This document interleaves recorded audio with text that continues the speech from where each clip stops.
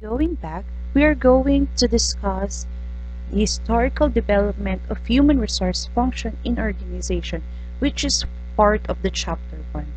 Again, I'm your presenter, Jane S. Galban. Now, let us give a brief history of human resource management. The human resource management was given attention only about 100 years ago, in which, in the old practice of managing a business, a small enterprises were run by families for family financial security. During the Industrial Revolution in the 18th century, there is a growth in the interest of people for business, and large scale of business operations started to thrive throughout Europe and the United States. During that time, the business operations become more complex and turbulent, and owners started to share their roles to a professional managers, which resulted in greater understanding of the different functions of management that is necessary for sustainability. I will show you because of the booming of business industries, scientific management is formulated and created. This is the first theory of management practiced in the early 20th century that was concerned on structuring individual jobs to maximize efficiency and productivity.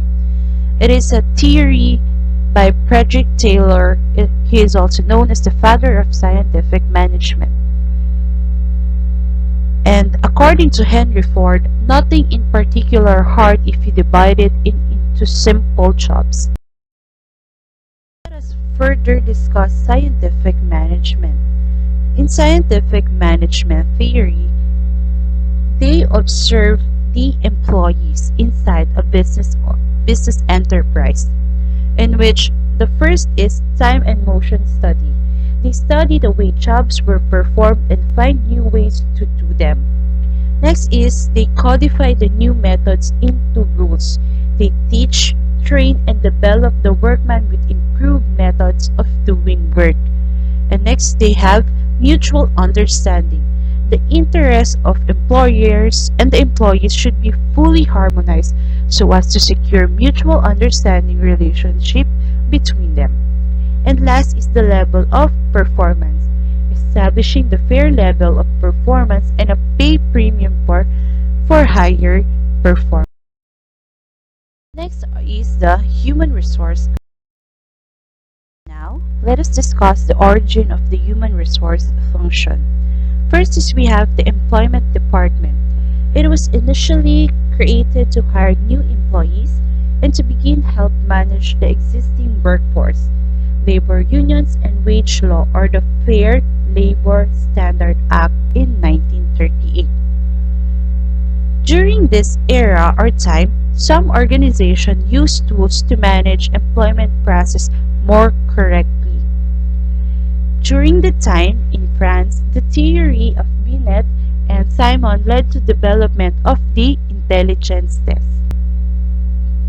Also, a book created or written by Scott Clothier, The Personal Management, emphasized how much a person's skills and aptitude with the requirement of the job. As the current applying process here in the government or in the private sector, they mostly use tests to or written tests to test the applicants if they are knowledgeable enough for the job that they are applying or if they match in the job that they are applying. Next is the human relation era, in which the Western Electric Company sponsored a major research study at Hawthorne Plant, Chicago. Researchers revealed that the individual and group behavior played a significant role in the business, and human behavior at work was something that managers needed to understand fully. Individuals may were related to performance, and work group were used to establish norms to restrict the output of its individual group member. This is the Hawthorne plant in Chicago, and they observed the employees of the said plant, in which the researcher found that individual and group behavior a, are played a significant role in the business. Is During this period, the theory of Abraham Maslow became or was popularized, the hierarchy of human needs, and Douglas MacGregor created his theory X and theory Y in management. Abraham Maslow discussed the needs of a human for self-satisfaction.